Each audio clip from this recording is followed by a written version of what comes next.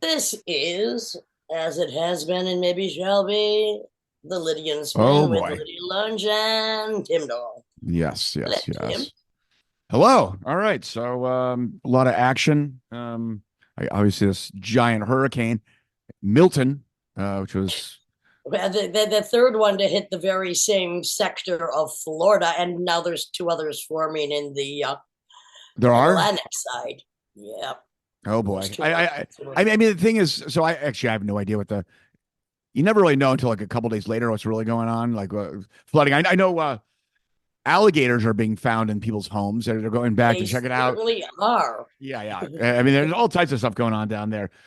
What about those NOAA planes that fly into the eye of hurricanes? I Oh mean, yeah, I amazing. always fascinated me. I mean, and I guess you can't. They're propeller planes. I guess for some reason you probably can't have jets for whatever. I don't know what's going on. I mean, that looks pretty turbulent. I've seen some videos of that shit. And I love myself as a storm chaser. I mean, yeah. They fly way up. Like. Oh, it's probably too thin. They fly way up. That's why it's probably propellers. Or maybe I don't know what I'm talking about. I don't know. I don't know what's going on with us. But We need to ask Sebastian Greppo. He knows all about all kinds of planes and what they do and what they're good for. And we have to get the master in on this. Well, anyway, the hurricanes are terrible. There's more coming. What's interesting is, the day before, I think it was Helene hit, the Republican idiots decided not to give FEMA more money. And where is most of the damage from the last two hurricanes? Basically in Republican territory. And I mean, I don't wish destruction on any form of humans, but Mother Nature is, as I've been saying for 30 years, getting more yeah. violent Well, against the men that have been causing her violence. they're just going to blame. They're like, who's president now? The fact that FEMA's out. That's all they're going to do, and they'll believe it. Yeah, and And also, let me just carry on with this for a minute. They won't come back, of course, because they're on their vacation, as if they've accomplished anything. But right now, and now here's a little one question quiz for you, Jim. sure. How many wildfires do you Oh think are boy. raging right now in the U.S.? Because we know the hurricanes are absolutely devastating, mostly to that small Florida, North Carolina, Right. Georgia, South Carolina, hardly small, pretty horrific. But wildfires, take a Well, it's been guess. hot. It's been hot as fuck out west. So, Give me a number. 87. 180 approximately. 100 off. 100 off. And where Um, do you think? Like I'm getting now. You're going to have to, since you were so bad with the number for once, you're going to have to tell me what states you think have the most raging right at the moment. well, And it's California. interesting because this is kind of a coast to coast thing. Like on the East Coast, we have the hurricanes and the tornadoes, and on the West Coast, we have the wildfires. California, Oregon. Actually, California right now only has, according to the latest statistics, six wildfires burning at the moment. It's not even in the top five Whoa. All right. ones. Utah, Arizona, Colorado, Nevada. Okay, Um, well, Utah only has four. Arizona only has four. Montana has oh, 15, so Idaho. 29. Whoa. Oklahoma, 18. Really? Okay. Okay. Texas, That's, uh-oh. 36. Yeah. There we go. Oregon, the winner, I 48. was going to say Oregon. Yeah, because they've been, Well, you didn't. I So didn't. I you don't fucked it get up. any credits for what could have been, should have been. I know. Epic Well, the failure. only, yeah, well, you're usually very good at these quizzes, but how can you keep up with these kind of numbers? Anyway, I don't know if you've heard about Our Children's Trust, which is a nonprofit law firm, because this group of young people represented by them asked the Supreme Court to revisit Oh, I did hear about this. or the Supreme Court, my opinion, to Sure. revisit the case, which is trying to hold the U.S. government accountable for its actions that cause climate change. And they had originally filed this landmark lawsuit in 2015, but they're sending it out because, come on, it's kind of like our version of Greta Thunberg, I guess. But Sure. yeah, I mean, the youth group, I mean, they just said, look, you are causing our early deaths.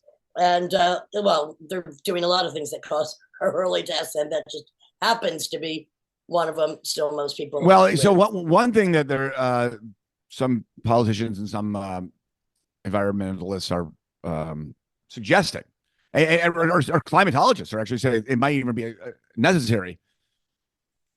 Flying's is going to suddenly radically change, basically, and they're going to start doing speed limits in the sky because basically the carbon footprint for a flight is insane. It's like really, it's one of the most polluting things, and flying. Well, and speaking of that, I mean, all of these celebrity, echo wannabes who use their private jets to go Yeah, around the corner.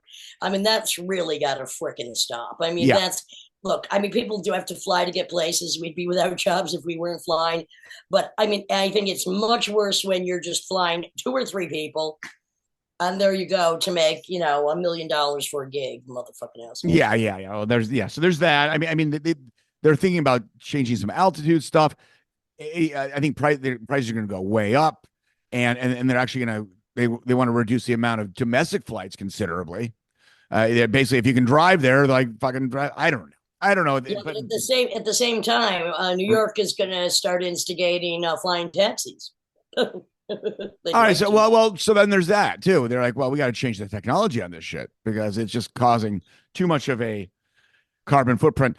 Well, speaking of changing technologies, the growing popularity of electric cars, unfortunately, a lot of those were just catching on fire with this hurricane, Milton. I mean, they're just flooded. I mean, I don't know. I mean, the devastation is unimaginable at this point. And the thing is, it's not just those last two hurricanes. It's the previous ones. It's the ones to come. It's the wildfires. It's the droughts. It's the sandstorm. And today, welcome to our Earth, solar flares for the next 2 days, which could also fuck a bit with, satellite transmissions, etc. Yeah. Yeah. Did you say yeah, or Yeah. I mean, everything's. I mean, a major Russian diplomat didn't write his name down. He resigned and basically was giving a warning. He was flying back from the United States to Russia and basically gave a warning saying like, we're as close to a nuclear war than we've ever have been. And so that's his assessment. He's like, good luck, everyone. Of course, Israel might bomb Iran, and if they hit the oil wells, get ready for fuel prices to double, which some people say Netanyahu might do on the eve, of the election to have an influence on this. So everything's looking great. Yeah, I mean, it's chaos now. A piece of good news, and this is pretty amazing, is that, and we know how much not only conflict but how much scamming comes from Nigeria. But right now, Nigerians are building earthquake-proof homes from plastic bottles. And they actually look pretty cool. So, and obviously it's one of the biggest disasters are plastic bottles. So Nigerian companies are using plastic bottles to build homes that can withstand powerful earthquakes and even bullets. It's called bottle brick. And so it was in the village of Yewa, which the first ones are being built. They've become a tourist attraction. And the thing is, so they're round, which is in keeping with some of the Nigerian villages, aesthetic. And the bottles are filled with sand, and the bottom of the bottle is kept facing outward, giving it a unique look to the wall. And they're used as bricks laid on top of each other, and they're held together by mud. So and they're really obviously cheap to make. And the thing is, they're really incredibly sturdy. Yes. Like, I mean, they cost 67% less than a home built from concrete. And they have 20 times the strength of bricks. Sounds really a very good idea. And the company that's doing it already is planning on making 3-story homes. And also they can act. I've seen this, and I saw this. It might have been Nigeria. Also, I saw it on the airplane. Some special about just kind of recycled homes, essentially. Also, like basically. Oh yeah. I'm very much into recycled homes. To keep it cool, they'll have it really dark and low to keep it during the day, but you still need light. And they would put these plastic bottles filled with water in these kind of holes in the ceiling, so they look like glowing. The sunlight goes through. It looks like glowing light bulbs. It looks pretty really cool. And India for a while, although they didn't realize the microplastics they were doing, were cleaning water in plastic bottles by the intense sun that came in. So, anyway, let's just face it, bottled water accounts for so much of water sales. Oh yeah. And if we could just start like, okay, we know that recycling is pretty much a joke. It's been admitted by Exxon and various others. But if we could just think, okay, start saving those water bottles, and you might live long enough to collect enough to build your own nuke-proof house bottle. And then also that the mud from the sand keeps it a lot cooler, makes it just very sturdy, economical. Way to go. I'm for it. I'm all for it. Unfortunately, I try not to drink bottled water. Remember those big bottled waters that people used to have like in the 80s and 90s? Like I think they're called sparklets. They were huge. You're talking. Everyone had. Maybe I don't know. They had them in their kitchen on like a yeah. I mean, I think I know what you're talking about. Those would probably take a lot less to build the house. Yeah, those are really sturdy too. Those going. Yeah. Get those going. So there's this. Go ahead. Yeah, please. There's a sea lion serial killer out there, and they're trying to in California. I mean, it's really sick. They keep on finding these sea lions with shotgun holes blasted through them. So so a serial killer after sea lion. Yeah. Not a serial killing sea lion, which would be interesting. Well, yeah. That would be interesting. That'd be a great horror movie. Like Ding Dong, you open the door, there's a giant sea lion there with like a Jason mask on. But yeah. So I don't know. So this guy's just going around. Waiting for the follow-up to Cocaine Bear, Adderall Bear, who comes knocking at the door, comes in, knocks you out, eats your frosted flakes. I mean, what about LSD anteater or something like that? What about the woman, and now I forget where, but this woman who'd been feeding raccoons for 35 years, one day woke up, went outside, there were 100 raccoons because they'd been breeding so rapidly. Yeah. Like, okay, that's a little out of control. Leave nature alone. I'll feed Ruffy Tuffy Jr. some nuts, but there's only at the most 2 to 6 squirrels I ever see in my bed. I have there's a neighborhood skunk that sometimes walks by the back of my house at like 3 a.m. every now and then. It's like once a week. I'm like, Jesus, it's not spraying. It's just a reach. Really pretty, but they're very gentle. They actually make good pets if you remove the scent glands. They're actually pretty. I feel that way about most men, except for you, Tim. All the best smelling man in rock. Oh my God. Well, I don't know what else. It's yeah. I mean, we've been very lucky in our sector of the planet because weather here is beautiful now. We haven't had any kind of extreme. I mean, who knows what winter's going to hold. Right now, it's beautiful fall weather. It's gorgeous. Especially our I would say prayers if I believed in them, but certainly go out to Asheville again because Fleetwoods. Yes. I mean, we just total devastation, Asheville. Yeah. So we're sending out and Kramer, who is one of our guests. He's the word is he had some troubles too. I mean, I think that whole town is pretty brutalized. Yeah. And it's going to take a long time. I'm going to Spain next week, so I'll maybe, I don't know, just kind of get away from all the chaos around here for a little bit. But yeah, let's hope so. I mean, nothing like it. Yeah. Anyway, we have a great show as always here with Babeth Mondini-VanLoo, who I've known for many decades, whose art crosses many boundaries, brings many together, and has been going nonstop for decades. And yes, impressive we're person. Happy to have her on the show. So with that in mind, here we go. Another episode of your favorite podcast. And with that in mind, I'm going to tell you to empty your wallet soon. Not today yet, whatever. I'm going to get by. This is the Lydia and Spin with Lydia Lunch and Tim Dahl.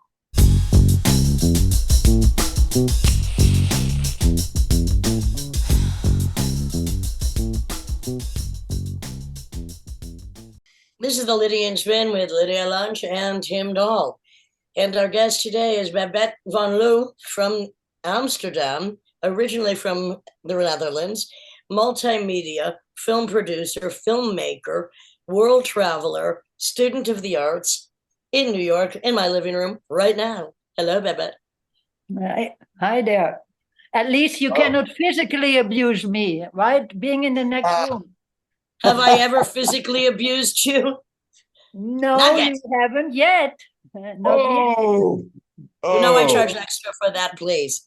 Now, speaking of the physicality of events, yes. I have to ask you, and this wasn't your first foray because you studied under Joseph Beuys, did a lot of stuff under him. We're going to go into him in a minute, but I have to ask about the Arnold Schwarzenegger first trip to America.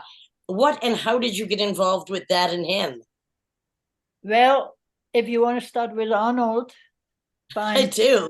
Anyway, yeah, I do. I was at the Art Institute at the time in charge of the performance art series. And he came to San Francisco. So I was living in San Francisco. And he was Mr. Universe, not a very famous actor yet, right? And so but he was gorgeous at that time. Oh my word! He was really very good looking, and I was under the false impressions that most bodybuilding men were not very well mentally developed, but I was totally mistaken. Anyway, I asked him, to pose like a living sculpture, putting on a pedestal and on a living sculpture, and then, we did. An interview with him about himself, making himself into a living piece of art by working on his, Anyway, the film is actually showing next week at the Walker Art Center in the United States. So, which Amazing. Is very nice. Yeah. Why was he at the San Francisco Art Institute? Which, by the way, you went there. Did you teach there as well? Yes, I got my master's there, and then I had a teaching class, and I was also the agent, besides being an actress, but I also was the PA and the agent for George Kuchar, the Kuchar brothers. We have so much in common because I took their films to Europe and sold them to the German television, for example, but also I acted in their movies, and George acted in some of my films at the time. And so what year was this? This was the early 70s? Yeah, this was mid-70s. I think Arnold, the film was 1975. Had Pumping Iron come out? Yeah, had Pumping Iron come out? Because that was kind of how America... He was actually getting into Pumping Iron at that time. He was actually going to be... He was at the time doing the South Africa training for Mr. Universe. Okay. Are you still there? I can't see you anymore. But anyway, I'm right here. Oh, good. Move the computer a little bit if you can, Tim. Okay. But we have so much in common because, of course, I taught at the San Francisco Art Institute when I stood in for Karen Finley, who was pregnant at the time. We didn't meet there because my tenure was much later than that, and for one semester. Let's go back to the beginning with Joseph Beuys, because part of his thing, I mean, he was such a, besides Fluxus, beyond Dada, he had his brain wrapped around so many different art forms, and that must have been incredible to have him as a teacher and also to become his muse at one point. Yeah, I mean, we are here acting in the realm of the invisible, right? But I want to show my book. I don't know if you can see it, but also, since we are talking about the invisible, can I read something from my book? It's a quote from Beuys to Buddhism. Please announce the title of it, and it's available, and it's a masterwork, actually, because it's called really... Babeth Mondini-VanLoo, From Beuys to Buddhism. Art is life is art. And I want to quote, the book opens actually with, because I made several films with Beuys, besides being his student. So I like to read his first quote. Yes. So, working with social materials does not lead to images right away. It can lead to images, and it should lead to images, but in the beginning it is working with invisible materials. That is working in human relationships, in human interactions, in constructing new ideas, and in language. That means that people understand one another in dialogue, doing all these things in often more flexible materials than those of the fine arts. These other materials are kind of software within the social sculpture, whereby software really refers to something quite spiritual. This kind of software and this kind of work in social materials can also be carried on after one's death and be implemented before birth. I want to say that here one is working completely in the realm of the invisible sculpture. So why I found this important to read, because I think, he shaped my life so much, not only when I was studying with him, but then afterwards when he was fired from the Art Academy, the Art Academy in Düsseldorf, where we were studying. And it was 1972, he was fired because he was occupying the academy with us, sleeping on the floor there of the academy, protesting against Notstandsgesetze, which was limiting people to study in like the Geisteswissenschaften, it was called, because they wanted to drill people to get more into engineering and technical things. So he protested that with us. And you have to remember, this was the time of the RAF, the Red Army Fraction, a lot of terrorism, and the whole Notstandsgesetze were actually part of, the anti-terrorism actions happening at the same time. But anyway, he was that kind of teacher that would go with us students on the barricades. And he was fighting for this because he said to choose what you want to study is a human, it's part of the Constitution, basically. Everybody has the right to do this. And so his notion of social sculpture, which he also sometimes called invisible sculpture, was that art and creativity should function and can function on all parts of society. So I remember very distinctly, because when he was fired, I wanted to leave Germany, and so I got a scholarship to study film here in the US. And I came to NYU, and then later went on to the San Francisco Art Institute to get my master's in film as art. And of course, that had shaped me very much. So my very first film that I started here in New York was called Andy Warhol's Unfinished Symphony. And it stars George Kuchar as a main character, and the Kuchar brothers were such an amazing force at the time of the late 60s and the 70s, and there's actually I'm curating next month in October a program within a very large show at the Film Museum in Amsterdam that is called Underground. And I'm putting on Kuchar Evening, glamour, gutter, and melodrama. And anyway, I'm so happy, that George is no longer alive. Mike is still living in San Francisco. But so it's wonderful to, after so many years, to rejuvenate his movies and look at those amazing films that they made, in the 60s and the beginning 70s. Because they were around the same time as in New York was Jack Smith, a little bit after them, I think. Yeah. Well, yeah, he was actually, they were at the same time, and he was a little bit scared of Jack Smith. And when I actually moved here, it was January 74, and Jack Smith asked me if I would go with him. He was invited to a big exhibition in Cologne called Arte Cologne. And this was in the summer, August or something, 74. And he asked me if I would go with him because I think it was his first trip to Europe, Jack Smith. And I had been going to these Friday nights, the things that Jack Smith did at his loft. So he asked me if I wanted to play Cleopatra in a piece that he called Moses. I have all the photographs here in my book, where you can see, but, this is the invisible medium we are using here, right? Just audio.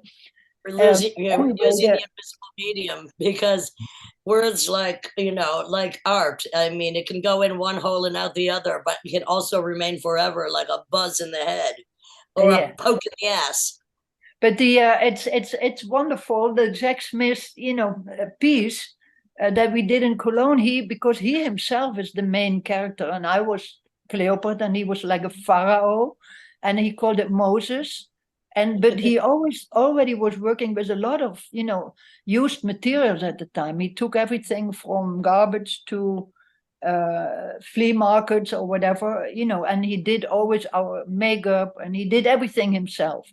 And he was kind of a genius guy, but a lot of people were a little bit scared of him because he was eccentric to the maximum. I mean, he was all the filmmakers that you're just describing at this point, including Joseph Beuys. I mean, they were extreme eccentrics, which was at the time, I mean, so amazing, because we have few eccentrics now of that ilk. So that's why it's so important to remember and reposition them in the history of art and in the history of art. And how they live on through, like, I think there should be, and there will be, a revival. It must happen, from these times, because I noticed that my old films are showing, in Germany and in Holland and places like that. They are showing these old films. And more connections that we have.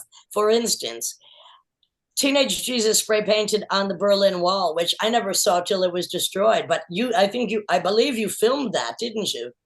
Yeah, I don't have it anymore, though. That's too sad. Well, the Berlin Wall isn't there. I do have Teenage Jesus. I have you at the time at the Pyramid. Amazing. Super 8 film footage of that time when I was filming you at the Pyramid. And then one of the Kushner brothers then, I mean, was involved in the film that we did called Kiss Napoleon Goodbye.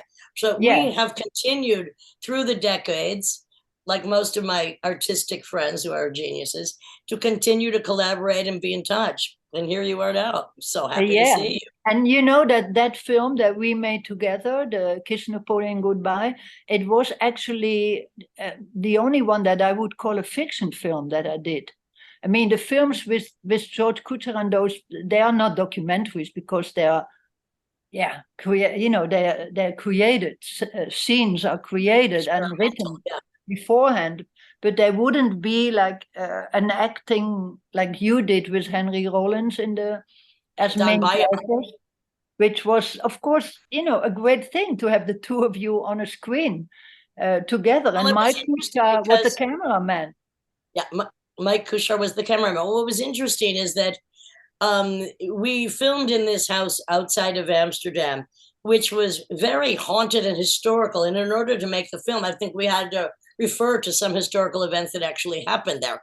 But the first time I entered that house, I went into one of the rooms and I was surrounded by this cloud, which I deemed to be a very young boy at the time.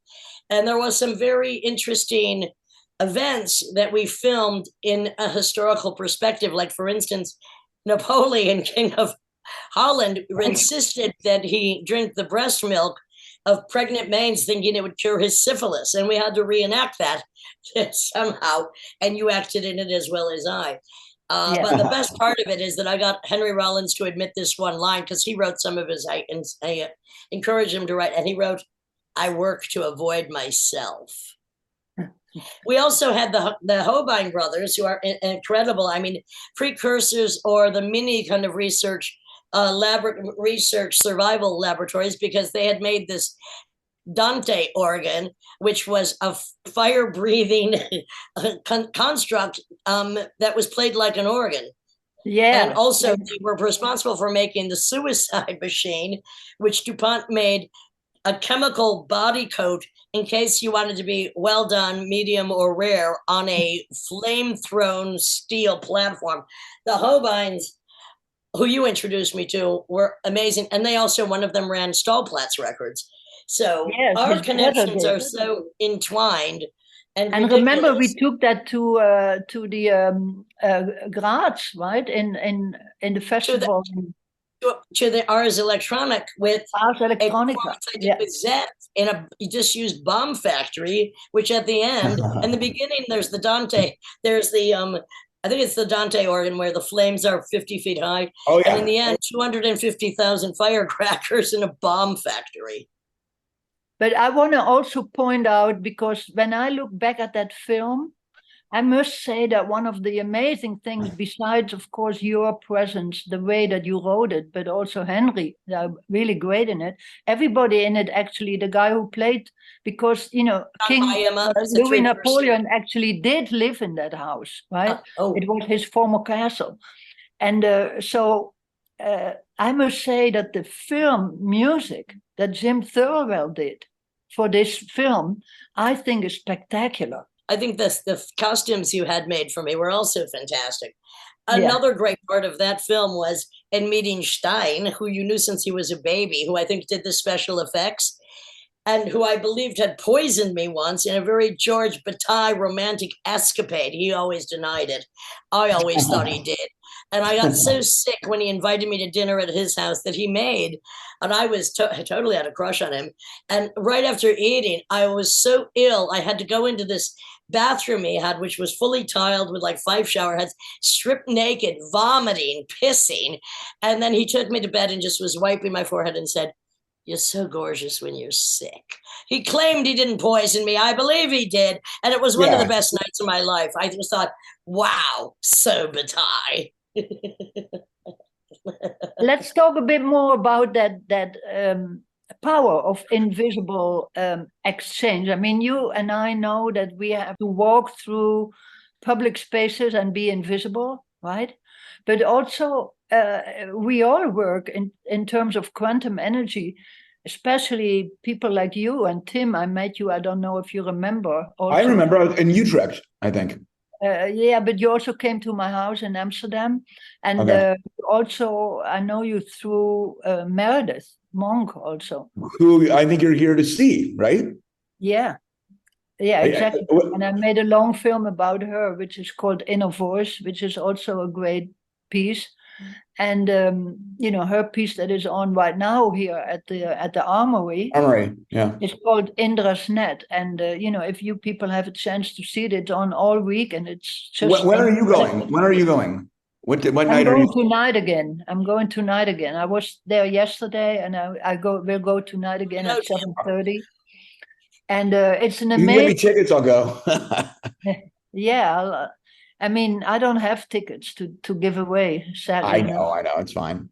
But in any case, that I think that's another power woman, and we were talking about female energy, and and like both of us, who's been going for decades, and we've had her on the podcast, and it's just amazing. There are so many of us, which this podcast tends to feature, that are just stubborn, relentless, independent, spreading our invisible or visible energy throughout, the universe and beyond, in life and in death.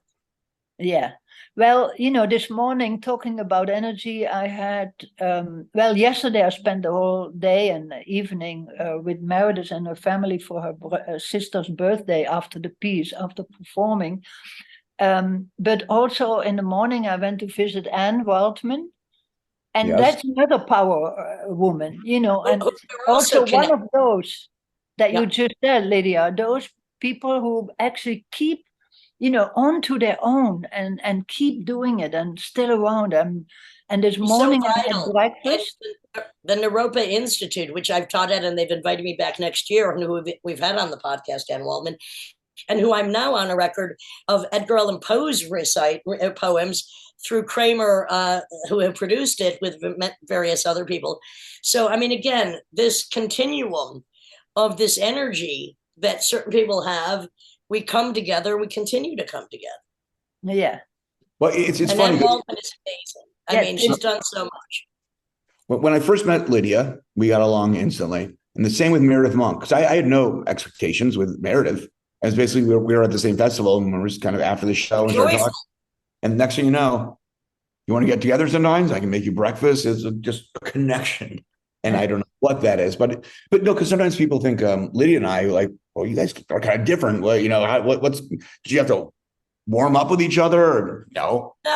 Well, the thing is, and the three of us now, and many other people who've been on this podcast, we're all very open, which is why also we continue, because we're still curious. We still want to do things.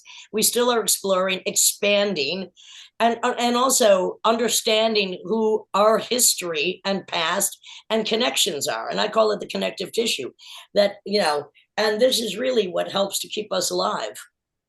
Now I want to ask you, and of course maybe you don't want to answer this, but I'm going to ask you anyways. What about the 180 degrees, human repellent? Have you ever been in a room and someone just repels you and you're like, and you don't even speak. You don't even speak. You're like, what is this energy? What is this? Have you ever felt that before? Yes, I did, but I tried to avoid it. And, Yes, you know, you do, yes. I mean, I can avoid it, thank God. And, you know, I also learned not to want to try out if I can be friendly anyway. I gave that up. You know, I gave that up. But yeah, no, repellent characters, some people are really sick, right? Yeah. And I mean, and, you know, to talk about Lydia, of course, she's also a piece of work, right? You wouldn't think that she's a work, all right. And you know, when meeting her, but you know, it's like that's more on the what I would call the realizing your own potential. Like she, you know, Lydia in this case found, you know, something to manifest in this world. And you know how most of us always try our whole lives, what is life all about, and do we even want to be here anymore on this planet?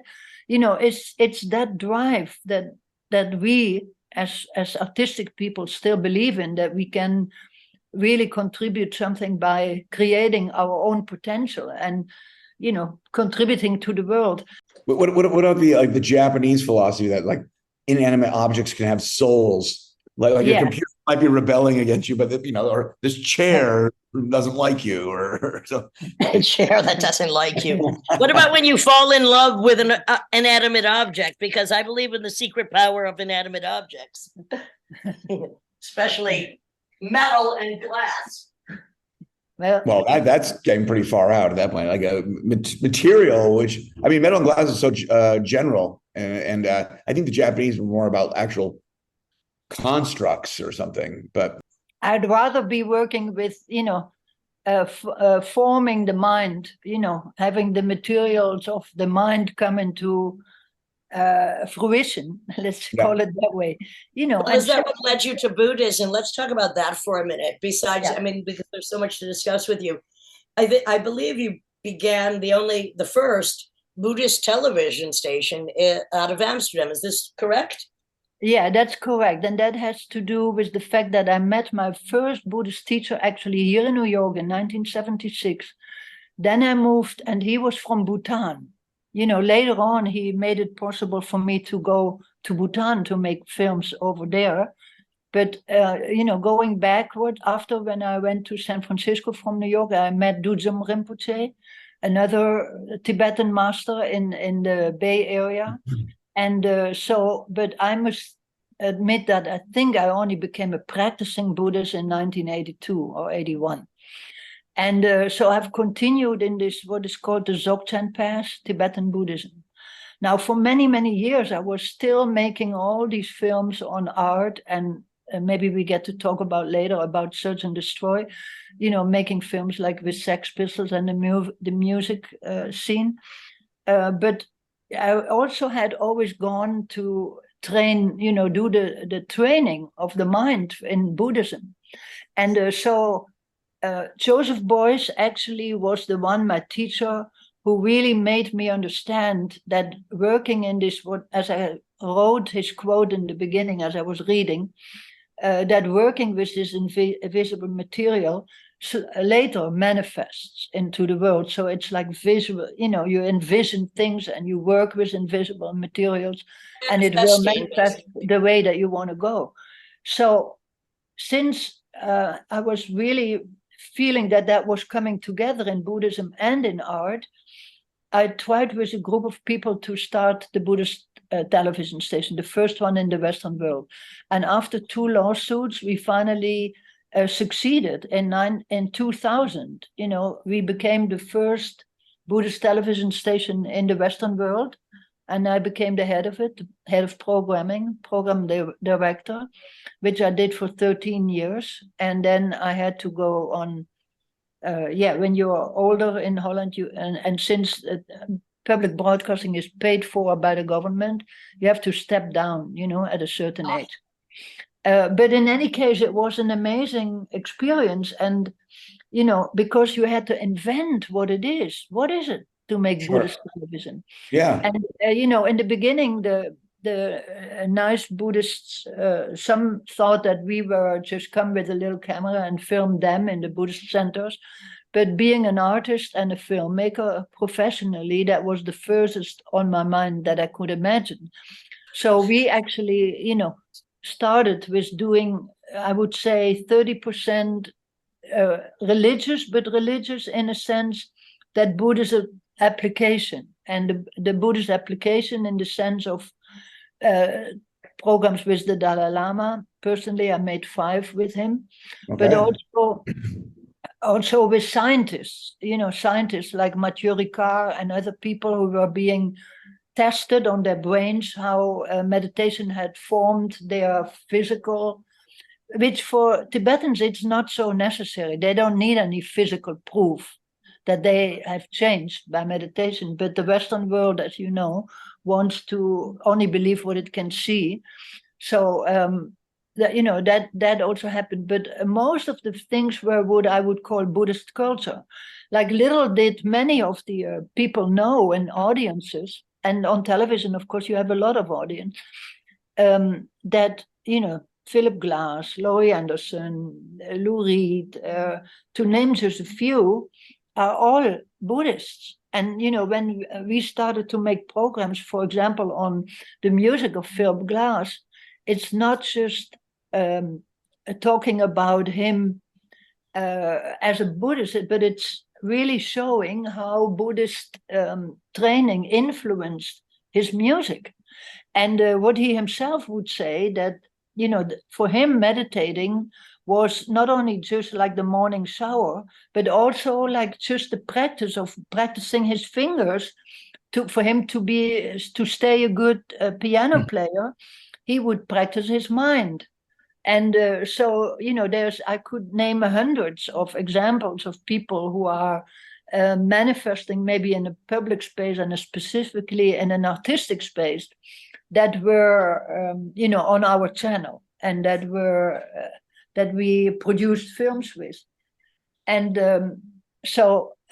also what I found very interesting was to make films on women in Buddhism. And that led me first to Bhutan, because... By the way, I have to say this, that Bhutan is considered the happiest country in the world. Strange. Yeah. I mean, it's probably because of people's mindset. Yes, and because they measure progress by gross national happiness instead of gross national product. Yeah. But at the time when I went, there was no television. And so it was really interesting, because I was interested and intrigued because it's a matrilineal society where, women own the land.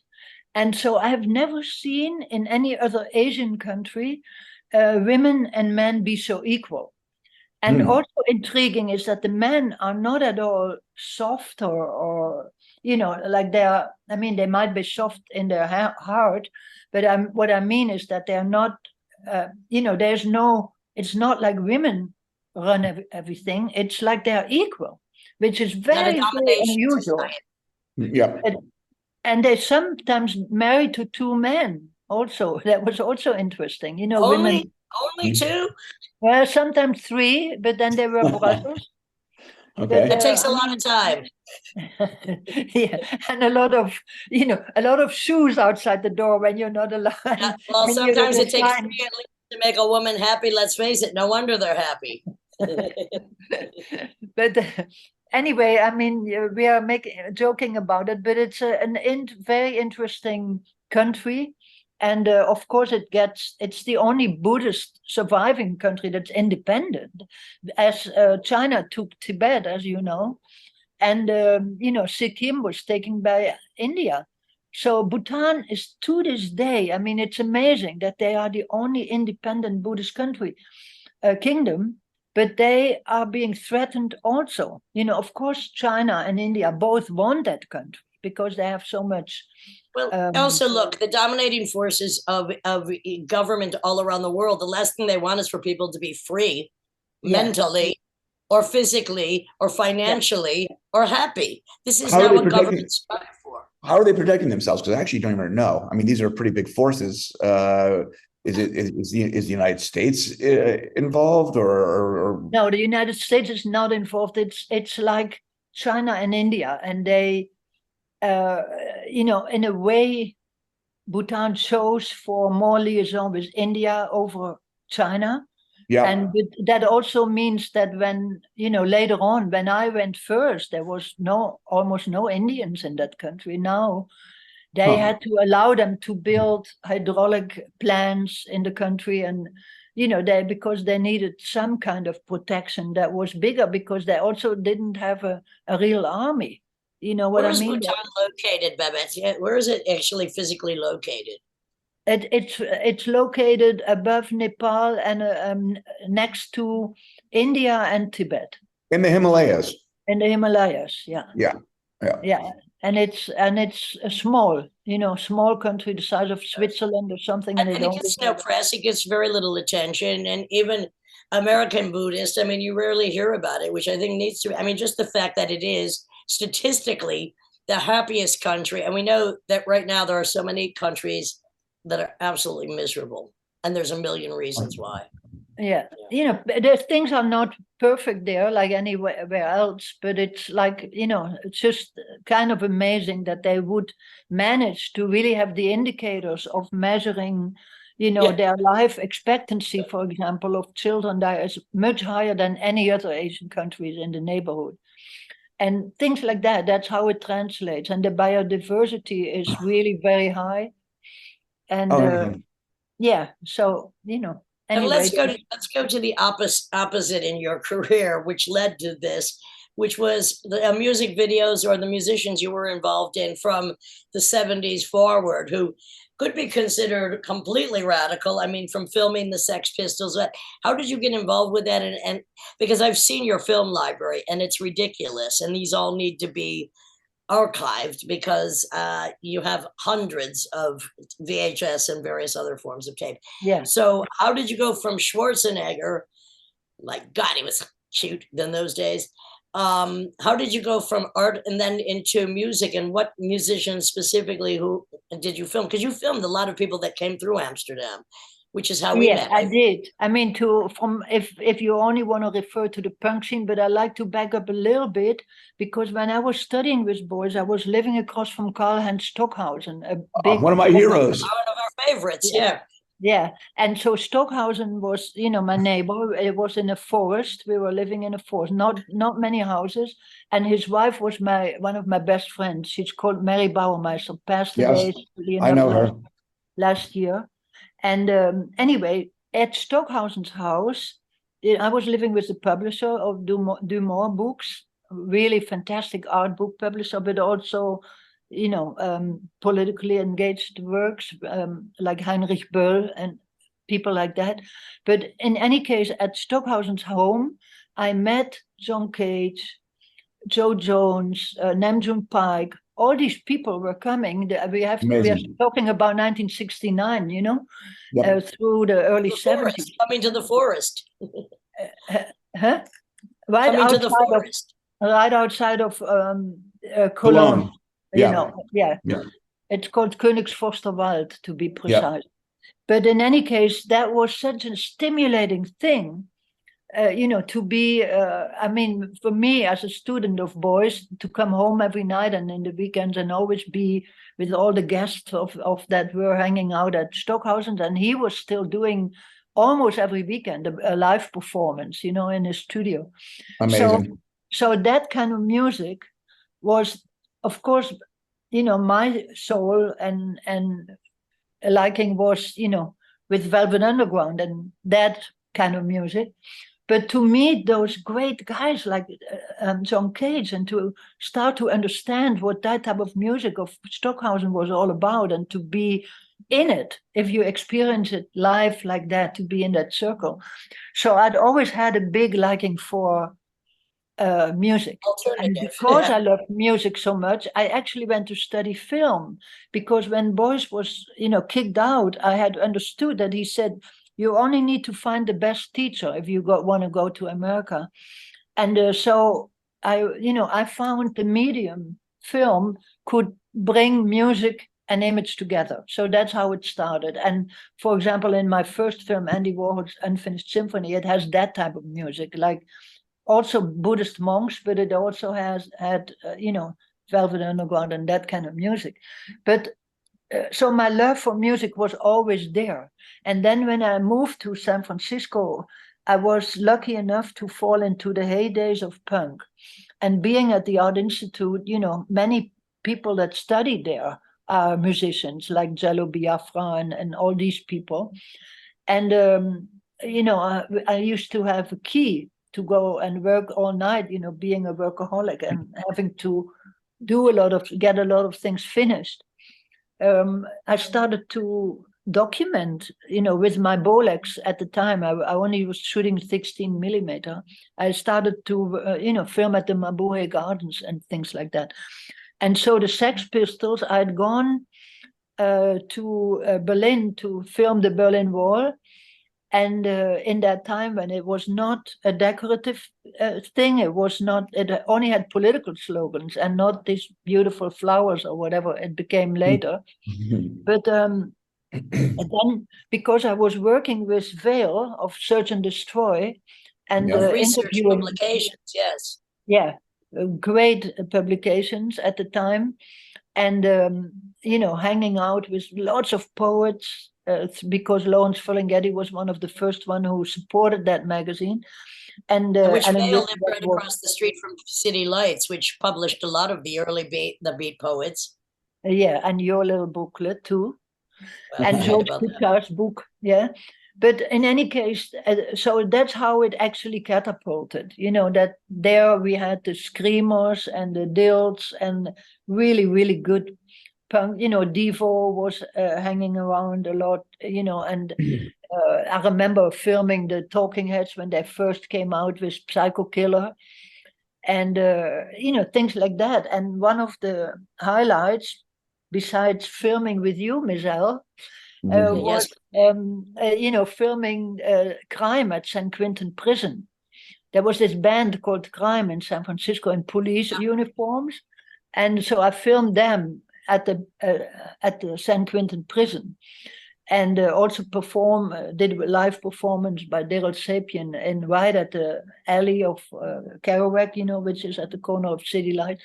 Anyway, the music scene like that was so wonderful. The Haight-Ashbury was really dwindling into a no man's hippie land, but the punk energy at the time there was so vital and so great.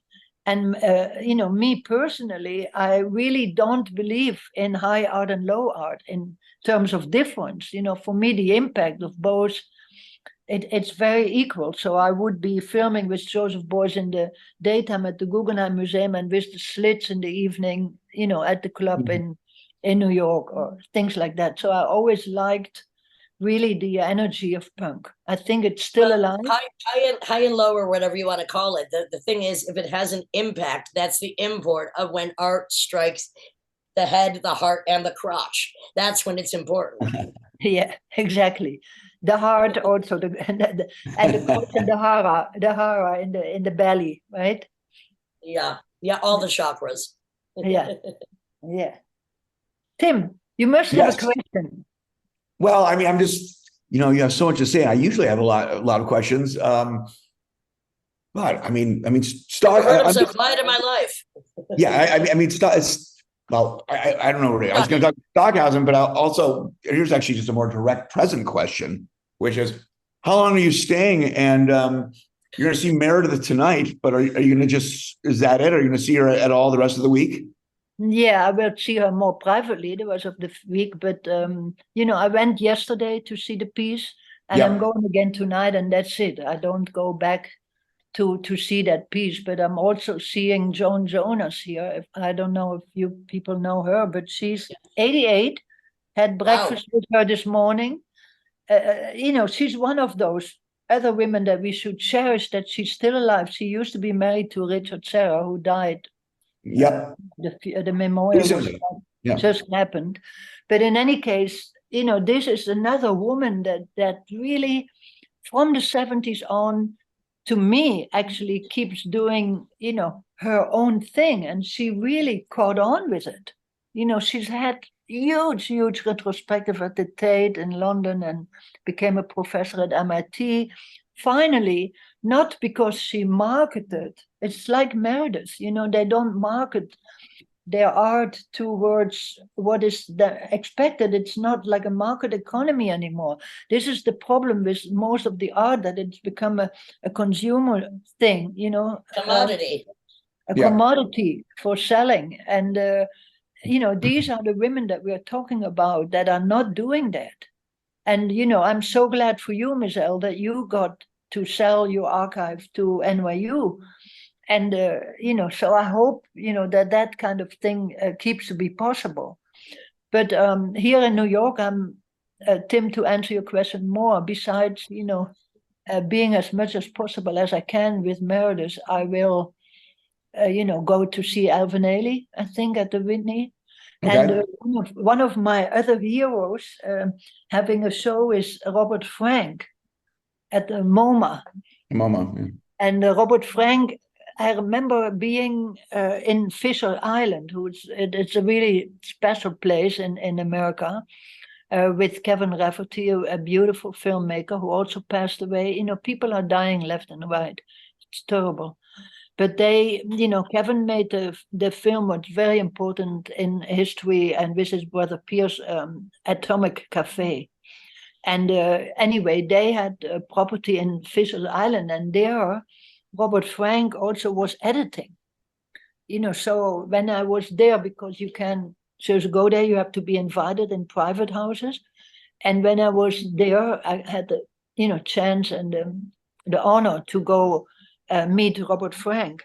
And then, one of the things that maybe, I don't know if I should say on a public place, but you should. I had the pleasure of taking Cocksucker Blues illegally, the film that he made with the Rolling Stones. I carried it literally over the border, at the time when in airplanes, like Robert Frank, he's so great as a filmmaker. I think he's amazing, and he has a huge show here at the MoMA at the moment. So those are the things I'm trying to get accomplished before I go to the Hamptons on Friday. And not only the film, but I mean the song itself, "Cocksucker Blues" by the Rolling Stones. I think it's their finest work.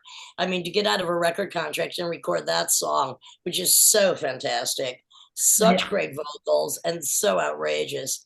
But you don't get to see it. That's the terrible thing.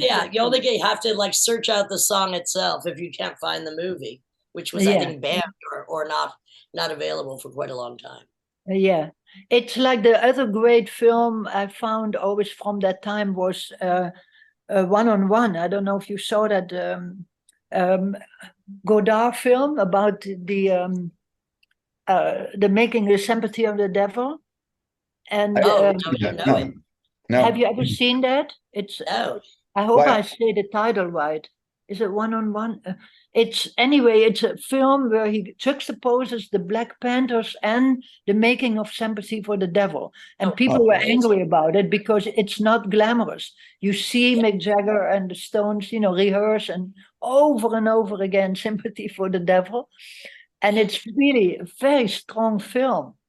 But that's another film that you never see, and it must have to do with the music rights, why they prohibit those movies to be seen. Well, and besides that song, "Gimme Shelter" is one of the best protest songs ever done. I mean, and such an amazing performance by not only the Rolling Stones, but Mary Clayton. I mean, rape, murder, it's just a shot away, please. Yeah. I mean, and people don't even know what the words are because you just, people just, you don't know until you look them up, how political it was at the time. I want to see that film. And the word is, also just for information, the word is that it was Keith Richards who played bass on Sympathy for the Devil, actually. It wasn't Bill Wyman. I think that film would reveal that, actually. Not that it matters, but I'm kind of curious. Oh, I don't remember that at all. Yeah. But I think, one of my other little secret highlights is I made a little film for Keith Richards when he was busted in Canada, together with Abel Ferrara. This was what year was this? Wait a minute, back up. What year 70s? Was this? 70s, right? It must have been 78 or something. Yeah. I don't know. And it was something the president's wife that got him out. Some controversy with the president's wife, and was he hooking up with her? It was exactly, in Canada. Yeah. And Abel and me, I mean, I was, I like Abel very much. And he was just conceiving. He had made Driller Killer, but he hadn't done, which the fantastic brothers, the Lurie brothers, fantastic music. Anyway, so Abel and me made a short film called Not Guilty for Keith Richards. And it's also, it's hard. It's only 7 minutes or something, or 10 minutes, but it's wonderful, to have these old type of, radical activism, I would call it. Well, Abel Ferrara, Ms. 45, and Bad Lieutenant. Does it get any better than Bad Lieutenant? Bad Lieutenant. But I view Bad Lieutenant as a comedy, which is, I know people don't like that angle, but when I see it, it's so tragic that you just have to laugh. And every scene gets worse and worse and worse. And it's a single trajectory. It just keeps on getting worse and worse. And that's hard to do. It's like a glissando going downwards. Like, where is it going to end? It just keeps on going down. And to pull that off is actually not easy. Well, the thing is that I think the essence, because I'm a little bit, suddenly I'm realizing maybe people think this is a lot of names dropping. But, Lydia knows, just like me, that when you are really involved in something and you live that life, yep, it has nothing to do with names dropping. Because I think, I met many people that are in a public limelight, but it's not that. It's you connect on another level. And then suddenly people become just people. Right. It's, also, the names that you're quote unquote dropping are forces of nature, and you do have personal interaction and experience with these people. So if you're interacting with forces of nature, how could you not? Well, and again, it's back to the connective tissue. You meet who you're supposed to meet. When you've been around as long as all of us have, you just meet the people you're supposed to meet. After 270 almost 5 episodes of this podcast, which I didn't know all of the people on here. What's beautiful is one person might recommend, another person might recommend another, and you're connected, but you might never have actually met them. But then something like this podcast helps to bring not only the community that still exists stubbornly, relentlessly, independently, artistically out there in the invisible world together. That's why we do it. Yeah. And with that, I really don't have, go ahead. Yeah. Yeah. Well, one of the last remarks I wanted to make sure I can make is that it's somehow strange that when you are, getting older, that, for example, my children, like my son, who was a great guy, Kimo, he, who I did babysit before. Yeah, you babysitted him when he was a baby, child. Literally. And but anyway, when they were growing up, here I was, because we haven't talked about Haiti, for example. Here I was, traveling with Chomsky and making this big film in Haiti on the military coup. And Kimo and my daughter were on the trail here in America with me, my children. And, when they come back home, to me, the most special thing, in the end, is, of course, also being with the Dalai Lama and making films with him. And all boys, but of course, what they and their friends are mostly talking about is Arnold Schwarzenegger. They just think this great. My mother has a safe at home, an iron safe, and it has a lot of Arnold Schwarzenegger films inside there. Well, you had the real Arnold Schwarzenegger inside a safe at home. That would be even better. Man needs to be captured. Anyway, thank you so much, Babeth. It's been great. There's so much more we could talk about. Maybe we'll have to do a part 2. This is the Lydian Spin with Lydia Lunch, Tim Dahl, and Babeth VonLoo, filmmaker, multimedia artist, producer, Buddhist, TV presenter, TV channel, instigator. I don't even know what else to say. Just a living piece of art, you said. Mondini-VonLoo. When did the Mondini come in? Mondini was my former husband in San Francisco. And you decided to take his name once he died? Yeah, I liked his name. Yeah, I did. But yeah. Take his ashes if you don't mind. Anyway, thank you so much. And that's it.